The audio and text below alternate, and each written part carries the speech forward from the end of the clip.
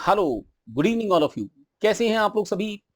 आइए हम आज एक बड़ा इंपॉर्टेंट सर्कुलर आपके लिए लेकर आए हैं। बहुत ही इंपॉर्टेंट इंफॉर्मेशन सीयूईटी एग्जामिनेशन के बारे में। जैसा कि आप सभी जानते हैं कि इस साल इंडिया की 40 से ज्यादा सेंट्रल यूनिवर्सिटीज के अंडर ग्रेजुएशन कोर्सेज के लिए, अंडर ग्रेजुएट कोर्सेज के लिए एडमिशन सीयूईटी के बेस पर होने वाले हैं and Delhi university is one of them. तो आज हमारे पास एक लेटेस्ट सर्कुलर है जो एनटीए ने अपनी साइट पर अपलोड किया है, जहां उसने सीयूईटी एग्जाम का पैटर्न आपको बताया है। As per NTA CUET exam कैसे होगा ये आप मेरे साथ इस वीडियो में समझिए, सो दैट आप अपने इस एग्जामिनेशन के लिए अपनी प्रिपरेशन को बहुत अच्छा सा कर सकें। सीयूईटी एग्जाम के इस सर्कुलर को मेरे साथ देखिए। This is the circular from the website of NTA, National Testing Agency का सर्कुलर है। सर्कुलर देखिए, दिस इज पब्लिक नोटिस जो कि सीयूईटी के बारे में है। It is public notice UG courses, UG है अंडर ग्रेजुएट कोर्सेज 2022 के बारे में। सर्कुलर 26 मार्च 2022 की डेट का है और इस सर्कुलर के अकॉर्डिंग आपके यूजी एडमिशन सीयूईटी एग्जाम के बेस पर होने हैं। इसका नाम है कॉमन यूनिवर्सिटी एंट्रेंस टेस्ट। पुराने टाइम में एक साल पहले तक हम इसको CUCET कहते थे, इस बार इसका नाम सीयूईटी रखा गया। सीयूईटी यूजी 2022 जो इस एकेडमिक सेशन 2022-3 से पहली बार अप्लाई करेगा और इस एग्जाम को कंडक्ट कराने का काम नेशनल टेस्टिंग एजेंसी करेगी। दैट मींस कोई भी यूनिवर्सिटी जो सेंट्रल यूनिवर्सिटीज हैं वो अपना सेपरेट एग्जाम कंडक्ट नहीं करेंगी, वो इसी के बेस पर अपना एग्जाम कंडक्ट करेंगी। सिर्फ सेंट्रल यूनिवर्सिटीज को अपनी कुछ बेसिक एलिजिबिलिटी नॉर्म्स फिक्स करने की परमिशन होगी, लेकिन आपके 12th क्लास के जो मार्क्स होंगे उनके बेस पर आपके ग्रेजुएशन में एडमिशन नहीं होगा इन सेंट्रल यूनिवर्सिटीज। अगर आप किसी स्टेट यूनिवर्सिटी की बात करें तो वहां आपका एडमिशन आपके 12th क्लास के मार्क्स के बेस पर ही होना है। नेशनल टेस्टिंग एजेंसी ने इस एग्जाम को कंडक्ट करवाना है और सीयूईटी एक सिंगल विंडो अपॉर्चुनिटी है सभी स्टूडेंट्स को। वो किसी भी सेंट्रल यूनिवर्सिटी अक्रॉस इंडिया में एडमिशन ले सकते हैं। आप दिल्ली में रहते हैं और आप यूपी में, हरियाणा में, महाराष्ट्र में, तमिलनाडु में किसी सेंट्रल यूनिवर्सिटी में एडमिशन लेना चाहते हैं तो आपको उनका अलग से कोई एंट्रेंस नहीं देना, आपको सीयूईटी में अपीयर होना है। सीयूईटी का सबसे पहला फीचर ये कंप्यूटर बेस्ड टेस्ट है, सीबीटी मोड में होगा। सीबीटी मोड का मतलब है कि आप सीयूईटी को कंप्यूटर बेस्ड टेस्ट के हिसाब से देंगे। मतलब आपके लिए एनटीए कुछ टेस्टिंग सेंटर्स अपॉइंट करेगा, आप टेस्टिंग सेंटर पर जाएंगे और वहां से अपना एग्जाम देंगे। ऐसा नहीं है कि घर पर बैठकर ऑनलाइन एग्जाम दे रहे हैं। It will be a computer based test, CBT mode में एग्जाम होगा और इसके लिए सभी सेंट्रल यूनिवर्सिटीज अपने अपने इंफॉर्मेशन बुलेटिन, मतलब अपने अपने प्रोस्पेक्टस इशू करेंगी। सेंट्रल यूनिवर्सिटीज अपने प्रोस्पेक्टस ऑफर करेंगी जहां वो आपको फर्दर डिटेल्स बताएंगी कि कौन कौन से कोर्सेज उनके पास हैं, किन किन अंडर ग्रेजुएट प्रोग्राम्स के अंदर वो यहां पर एडमिशन दे रही हैं। मींस एडमिशन तो इसी टेस्ट के बेस पर होगा, लेकिन कौन सी यूनिवर्सिटी में कौन सा कोर्स है। जैसे मान लीजिए एक यूनिवर्सिटी में बीकॉम ऑनर्स का कोर्स है, एक में बीकॉम प्रोग्राम का कोर्स है, किसी में बीएससी का कोर्स है, किसी में बीए का कोर्स है, वो सब यहां से बताया जाएगा कि कैसे होगा। आप सेंट्रल यूनिवर्सिटीज के प्रोग्राम्स को उनकी अपनी अपनी वेबसाइट से देखेंगे।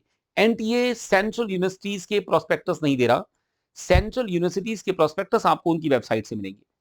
एनटीए पर, नेशनल टेस्टिंग एजेंसी की वेबसाइट पर एप्लीकेशन प्रोसेस ऑनलाइन शुरू होगा और ऑनलाइन एप्लीकेशन प्रोसेस शुरू होगा 2 अप्रैल 2022 से। प्लीज ध्यान रखिए डेट, 2 अप्रैल 2022 से लिंक अपीयर हो जाएगा एनटीए की वेबसाइट पर, जिसके थ्रू आप एडमिशन ले सकते हैं। और साइट कौन सी होगी? साइट होगी cuet.samarth.ac.in। मींस आपको एनटीए की मेन वेबसाइट पर नहीं जाना है, अलग से लिंक बनाकर दिया गया है cuet.samarth.ac.in, जहां से आपको इस एप्लीकेशन फॉर्म को फिल करना है। जो स्टूडेंट्स सीयूईटी 2022 में अपीयर होना चाहते हैं और आप जिस भी यूनिवर्सिटी में एग्जाम देना चाहते हैं, एडमिशन लेना चाहते हैं, आपको अपनी रेस्पेक्टिव यूनिवर्सिटी की एलिजिबिलिटी कंडीशंस को सेटिस्फाई करना है। आपको अपनी रेस्पेक्टिव यूनिवर्सिटी की एलिजिबिलिटी कंडीशंस पूरी करनी है।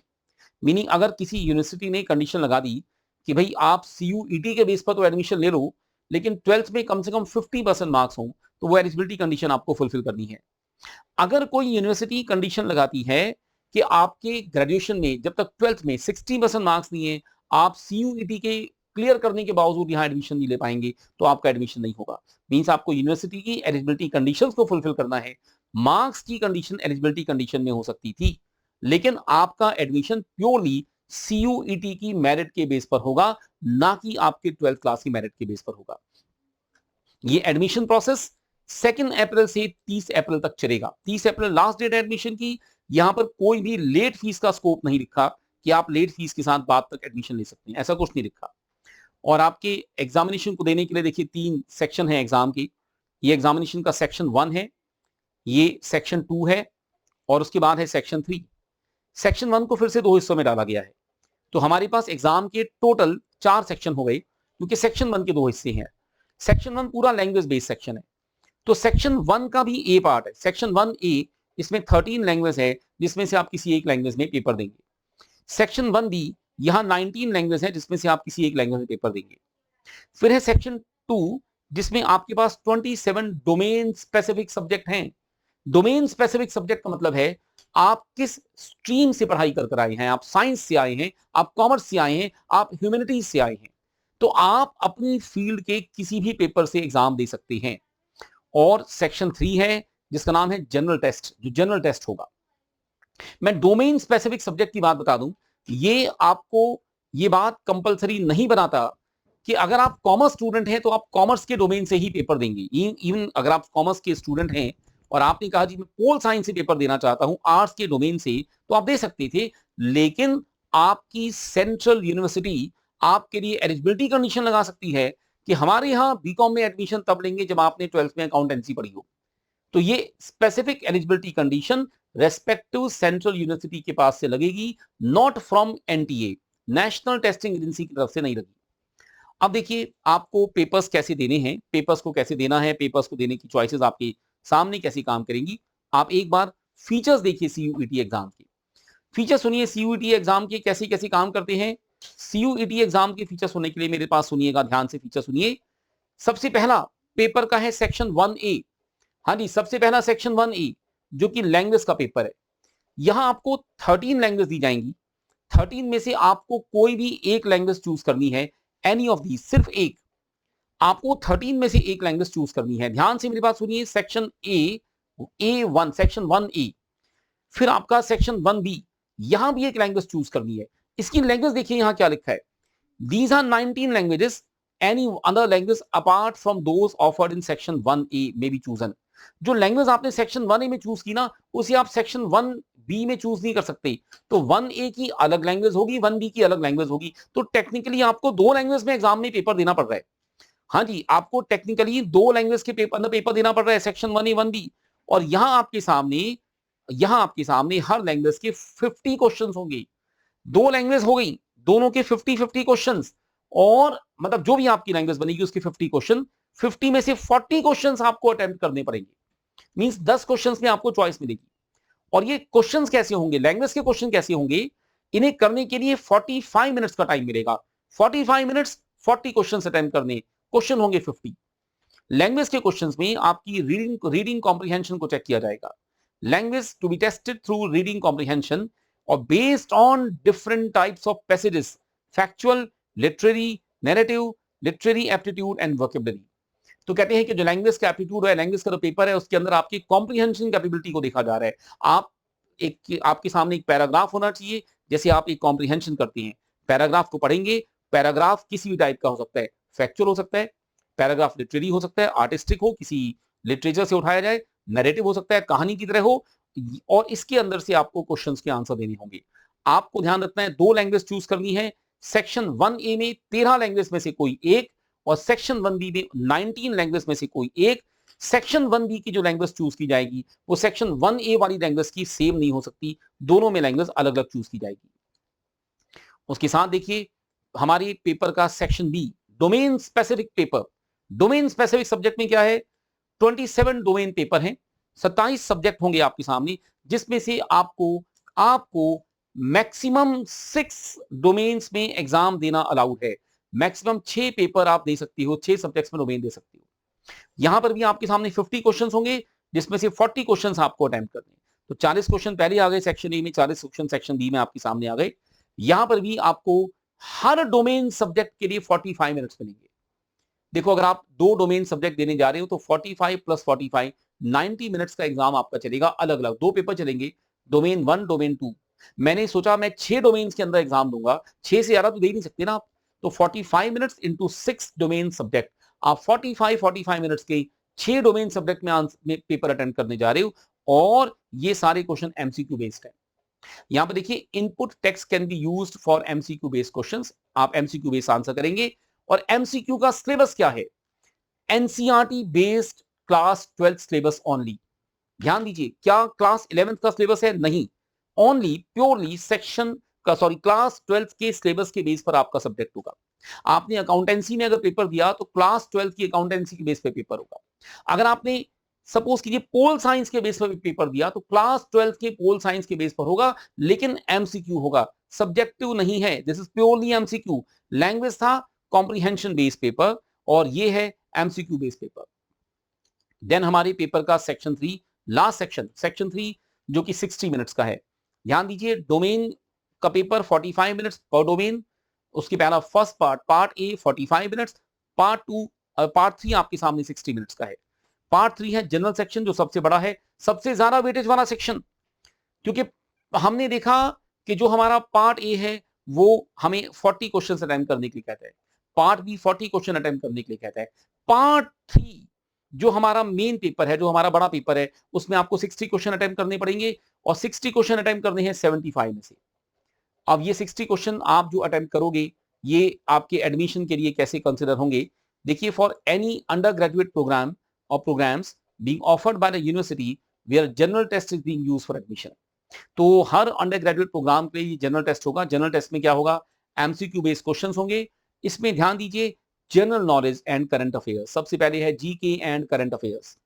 उसके बाद है general mental ability and numerical ability, हम इसको प्यार से बोलते हैं मैथमेटिक्स, क्वांटिटेटिव टेक्निक्स। तो ये आपका मैथमेटिक्स आ गया, general mental ability and numerical ability. उसके साथ है quantitative reasoning, means mathematical ability, numerical ability, mathematical reasoning किस लेवल की होगी?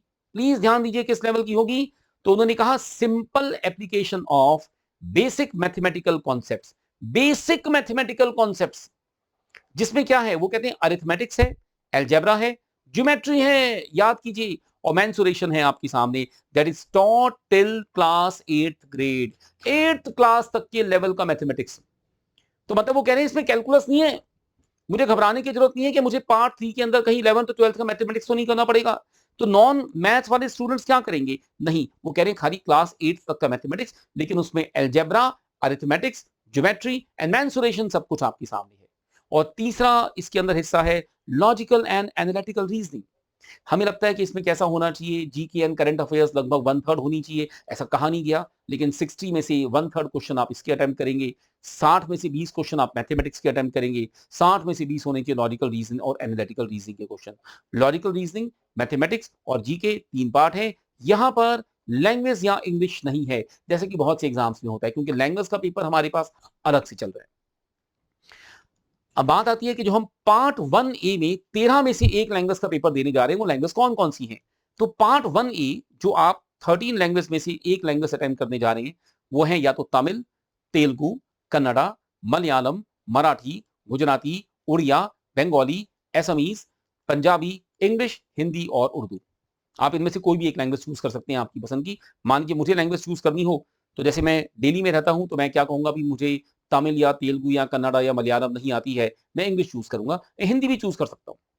लेकिन आपको अपनी वो लैंग्वेज चूज करनी है जिसमें आप कंफर्टेबल हैं, क्योंकि आपको कॉम्प्रिहेंशन बेस्ड क्वेश्चंस के आंसर देने पड़ेंगे। ठीक है, उसके बाद देखिए ये कहां पर काम आएगी। एक बच्चा मान लीजिए तमिलनाडु में रहने वाला है, तो तमिल चूज कर सकता है।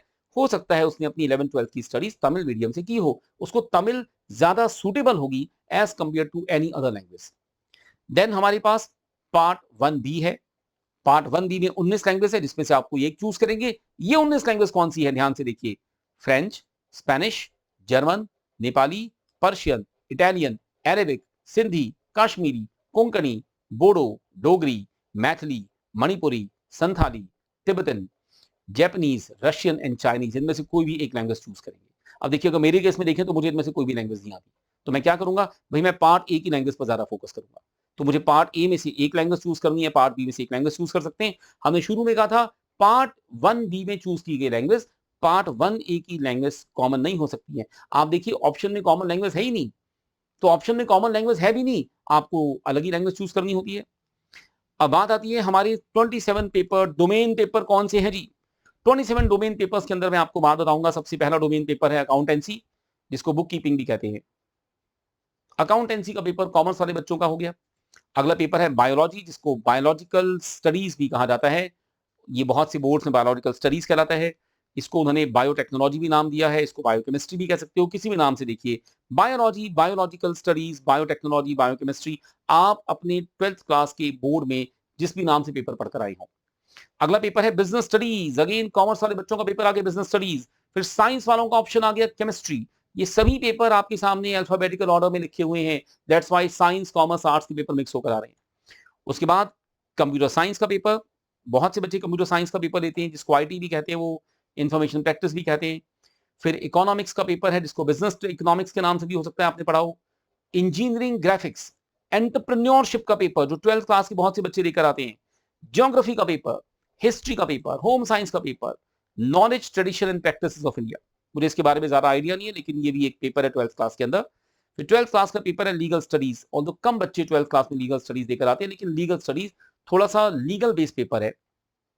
फिर 12th क्लास का एक ऑप्शन चलता है, बड़ा फेमस पेपर है, बहुत बच्चे लेते हैं, एनवायरमेंटल स्टडीज का पेपर है, एनवायरमेंटल साइंस कहते हैं इसको। देन मैथमेटिक्स, हमारा एवरग्रीन मैथमेटिक्स। मैथमेटिक्स की खास बात, आप डोमेन में भी मैथमेटिक्स ले रहे हैं, और हमारे पेपर के सेक्शन 3 में भी 8th क्लास तक का मैथमेटिक्स आ रहा है, लेकिन यहां जो डोमेन का मैथमेटिक्स होगा ये 12th क्लास के लेवल का होगा। देन उसके बाद फिजिकल एजुकेशन, जो बच्चे फिजिकल एजुकेशन लेकर आते हैं या एनसीसी लेकर आते हैं, योगा लेकर आते हैं, ये एक पेपर है। फिर साइंस वाले बच्चों का पेपर आ गया फिजिक्स का पेपर। उसके बाद पोल साइंस, पॉलिटिकल साइंस का पेपर, साइकोलॉजी का पेपर, उसके बाद सोशियोलॉजी, देन टीचिंग एप्टीट्यूड का पेपर, एग्रीकल्चर वाला paper, mass media and mass communication का पेपर, एंथ्रोपोलॉजी का पेपर, फाइन आर्ट्स, ये आर्ट्स वाले बच्चे जो visual arts, sculpture, painting, commercial arts वगैरह का पेपर लेकर आते हैं। इनके बारे में सीबीएस जो हमारे यूजीसी के चेयरमैन थे, उन्होंने कहा था कि जो बच्चे इन फील्ड से आते हैं, आर्ट्स वगैरह की फील्ड से आ रहे हैं, वहां पर उन्होंने अपने इंटरव्यू में ऐसा बोला था कि यूनिवर्सिटीज इनके लिए कुछ प्रैक्टिकल बेस्ड टेस्टिंग भी कर सकती है, और तो यहां इसके बारे में ज्यादा कुछ नहीं लिखा। फिर उसके बाद पेपर है 26वां ऑप्शन है हमारा परफॉर्मिंग आर्ट्स। परफॉर्मिंग आर्ट्स में क्या है? डांसेस हैं, कथक, भरतनाट्यम, ओडिसी, कथकली। वाह जी, मजे आ गए। देखो, सारे आर्टिस्ट पेपर इंस्टीट्यूट हमारी एनटीए ने सब कुछ कवर किया। किसी भी बच्चे के साथ ऐसा नहीं है कि उसका पेपर कवर ना हो। ड्रामा वाला पेपर है, इनमें ड्रामा भी है, इसमें थिएटर भी है, इसमें म्यूजिक भी है। इसमें म्यूजिक कौन सा? हिंदुस्तानी म्यूजिक, कार्नेटिक म्यूजिक, रविंद्र संगीत, और ये सब कुछ ब्ला ब्ला ब्ला ब्ला। मैं इन संगीतों के सभी के नाम नहीं बोलता हूं, क्योंकि मैं आपको मेन पेपर के ओवरव्यू के बारे में बता रहा हूं। और 27 नंबर का ऑप्शन, 27वें नंबर का ऑप्शन संस्कृत।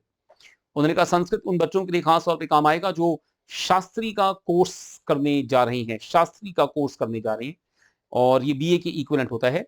ये हमारे ऑप्शंस हैं।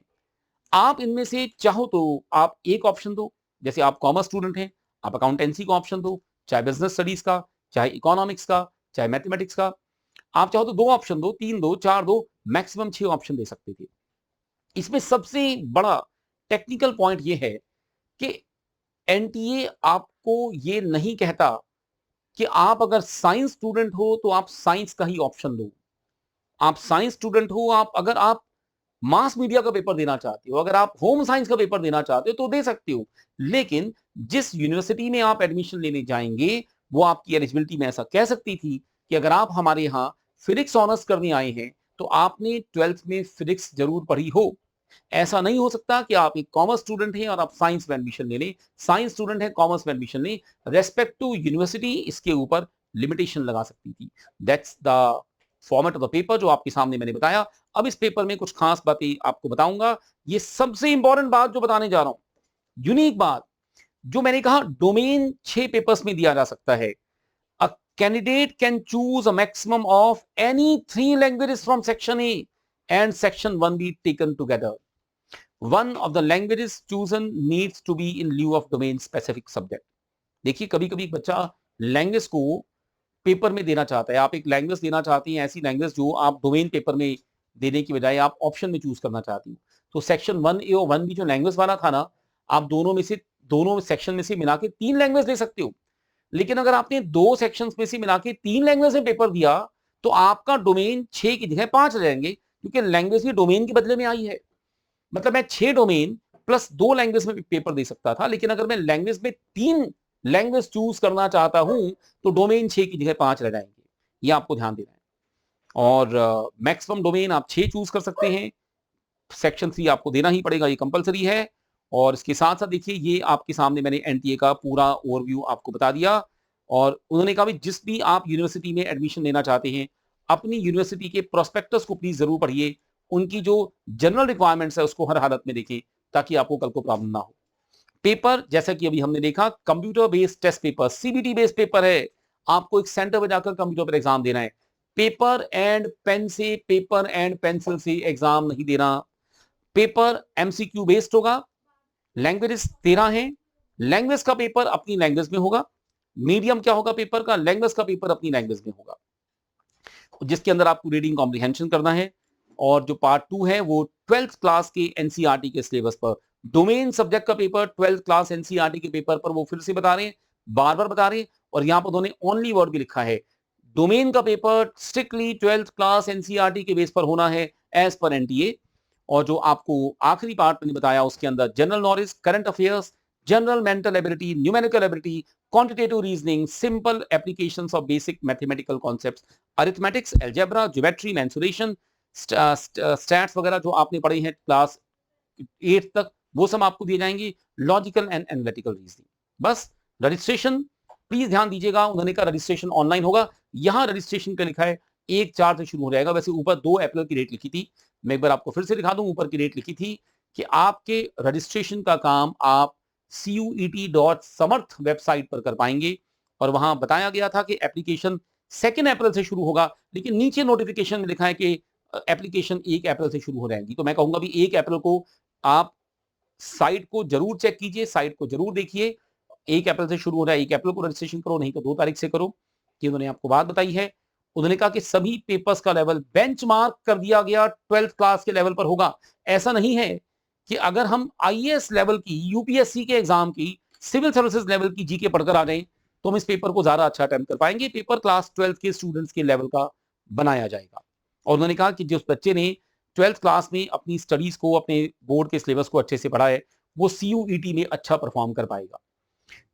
सीयूईटी में कितने अटेम्प्ट होंगे? ये करंट ईयर वाले बच्चों के लिए है। जो बच्चे लास्ट ईयर जो 12th करके जा चुके थे, पिछले साल 12th कर चुके थे, अगर वो भी सीयूईटी का एग्जाम देना चाहते हैं तो भाई आप दे सकते हैं। लेकिन अगर आपकी यूनिवर्सिटी आपको एडमिशन देने के लिए अलाउ करेगी, अगर यूनिवर्सिटी कहती है कि हम लास्ट ईयर 12th क्लास करने वालों को एडमिशन दे देंगे, तो वो भी साल सीयूईटी दे दें, एनटीए को कोई ऑब्जेक्शन नहीं है।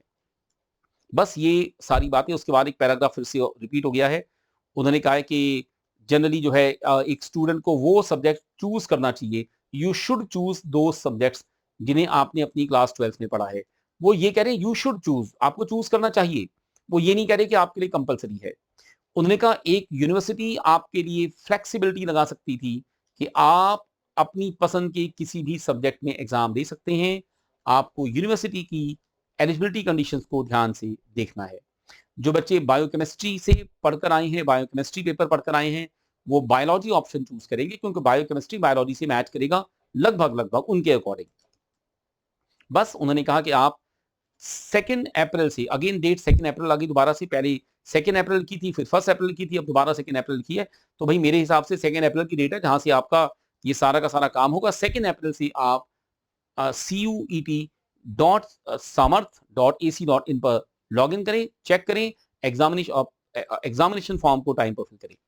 इन केस आपको इस पूरे सिस्टम के रिगार्डिंग कोई भी आपको जानकारी लेनी हो तो आप नीचे कमेंट सेक्शन में हमारे पास डाल सकते हैं।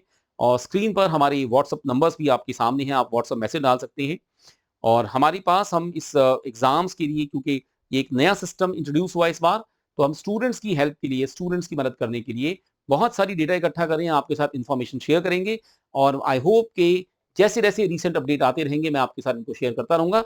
आप हमारे चैनल पर बने रहे CUET के लेटेस्ट अपडेट्स के लिए। हम लोग द आर्चर क्लासेस की तरफ से CUET की लेटेस्ट इंफॉर्मेशन और गाइडलाइंस आपको प्रोवाइड करते रहेंगे।